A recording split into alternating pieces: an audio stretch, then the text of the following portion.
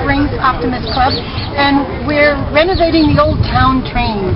It became all dry rotted and wouldn't even hold the support of a small child, so we had to abandon it or make it right.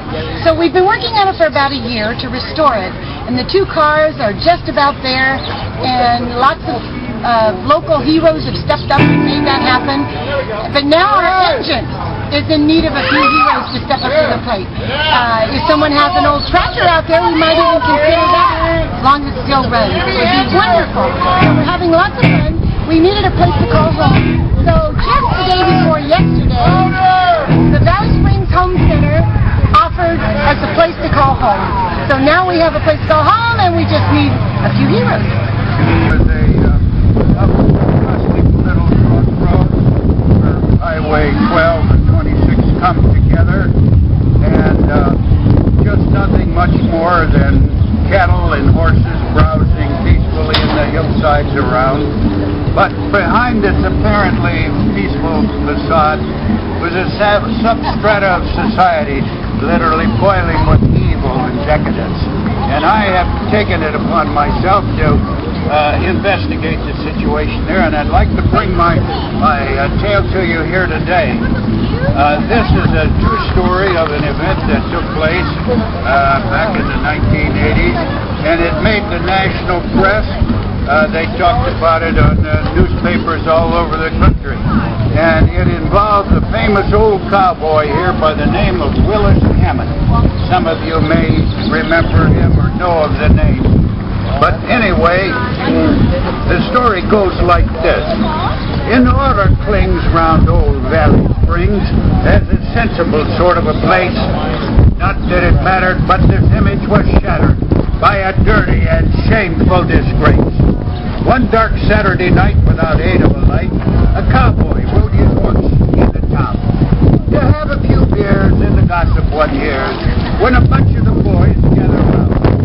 Several six-packs of beers, like loose bandoliers, draped across his tattered old vest, in case his thirst grew, he could reach for a brew, so conveniently hung on his chest. But he favored those places that were endless oases and offered all manner of drinking, where he could sample their wares and abandon his cares amid laughter and glasses a-clinking. As the hours sped by, several beer kegs drained dry. Voices joined in verses quite raucous, for our cowhand could hold with the tipplers of old, who emptied the wineskins of Bacchus. When his mind clouded up, he abandoned his cup and staggered blearily out into the street. Lacking common amenities, he shouted obscenities at the terrified people he'd meet. Now our hero, quite haggard, to his horse, gamely staggered, which he mounted after falling off twice. Then he galloped the place like a wild chariot race, while pedestrians scattered like mice.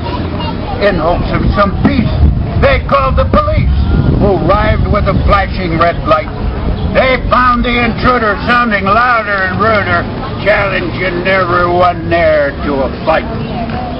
The patrolman took note and officiously wrote a detailed and lengthy citation. And when he issued the ticket, the cowhand told him to stick it. The place needed no explanation.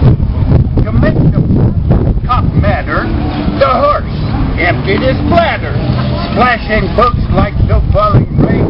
When the cop stepped aside, the horse added with pride, fresh manure to show his day. I'm taking your license, drunk driving the offense, the officer angrily cried. The cowboy said, shut up. Ain't no place in the law says I need a license to ride. While the cop scratched his head, the loyal quadruped took stock of his master's sad plight. He started home plodding with the rider's head nodding, and he disappeared into the night. The policeman, perplexed, knew not what to do next. When he realized the pair was at large, it didn't make sense to press the offense when the horse, not the man, was in charge.